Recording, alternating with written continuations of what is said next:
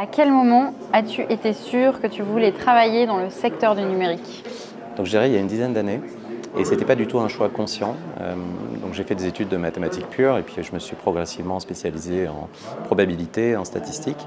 Et il se trouve que je me suis intéressé à une question en mathématiques qui s'est avérée, a posteriori, un peu fondamentale dans la compréhension d'algorithmes d'intelligence artificielle. Je me suis retrouvé un petit peu aspiré malgré moi par ça, parce que les travaux que je menais fonctionnaient bien et qu'ils avaient naturellement un champ d'application dans la grande communauté de l'intelligence artificielle. Donc j'ai pas fait une thèse en IA, mais aujourd'hui je suis professeur en IA, ce qui montre un peu la trajectoire. Et donc je me retrouve dans cette grande famille du numérique, dont l'IA n'est qu'une toute petite partie, bien sûr. Alors, comment s'est passée ta première rencontre avec le numérique? Alors, il y a presque deux premières rencontres. Il y a une première rencontre personnelle, c'était le moment où on se connectait à Internet et où ça faisait bzzz, bzzz.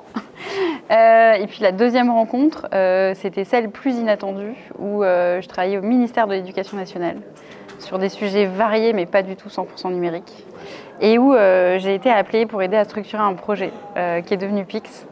Et on m'a demandé de travailler sur le modèle économique et juridique de ce beau projet. Quelle était ta dernière envie de déconnexion? Donc mes envies de déconnexion, elles sont très régulières. Elles arrivent vraiment assez fréquemment, je dirais probablement tous les jours. Je me rends compte que le rapport à la technologie et le rapport au fait d'être connecté et au fait de consommer de façon très connectée, finalement me détourne parfois un petit peu aussi de ce que j'ai envie de faire. Donc un exemple, c'est que pendant des années, j'ai lu sur liseuse ou tablette et qu'aujourd'hui, je reviens à la lecture sur papier avec beaucoup de plaisir. À moi, allez, à toi. Alors, je vais garder celle-là pour la fin.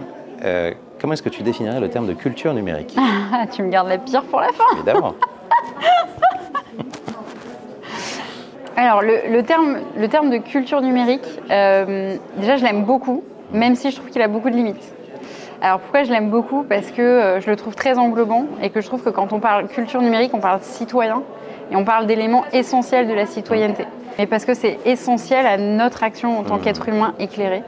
Et donc la culture numérique, c'est pas avoir des compétences sur tout dans le numérique, mais c'est avoir une conscience de ce qui se passe, une conscience des modes de fonctionnement et pouvoir se mouvoir dans cet espace numérique.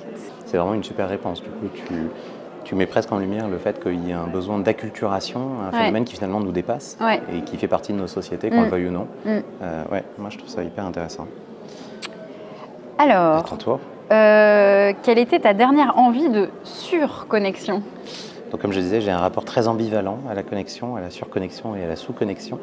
Et mon envie de surconnexion, c'était il n'y a pas très longtemps. Il se trouve qu'il y a 24 heures, j'étais dans un avion qui me ramenait du Québec. Et j'ai essayé désespérément de lire la presse. Et donc, c'était un moment où pendant quelques heures, je me suis retrouvé coupé, littéralement coupé du monde. Et c'est assez frustrant, en fait. Et c'est frustrant parce qu'on a pris des habitudes qui sont en fait de surconsommation de l'information. Et d'instantanéité. Et d'instantanéité. C'est-à-dire qu'il est intolérable de se dire le monde entier est au courant et moi je ne le suis pas parce que je suis dans un avion et je le saurai dans 6 heures.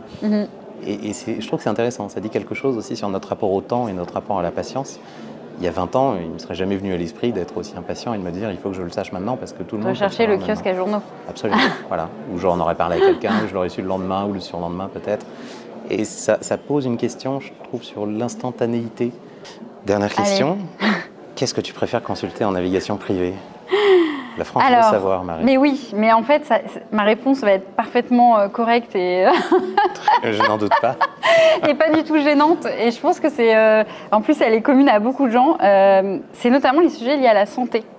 En fait, moi, quand je cherche une information pour comprendre un résultat d'analyse ou un compte-rendu d'une radio ou je ne sais quoi, ce qu'on fait tous, parce qu'en fait, on ne comprend pas le jargon médical et du coup, on a envie de comprendre, donc on va chercher de l'information. Et en même temps, j'ai tout de suite cette barrière de me dire mais j'ai pas envie qu'on sache que je cherche parce que ça touche profondément à l'intime et à des questions extrêmement personnelles. Il y a d'autres occasions, je pense, où je me mets en navigation privée, mais c'est vraiment systématique sur ces sujets de santé parce que c'est vraiment le privacy, quoi. Sur ce sujet-là, besoin de privacy.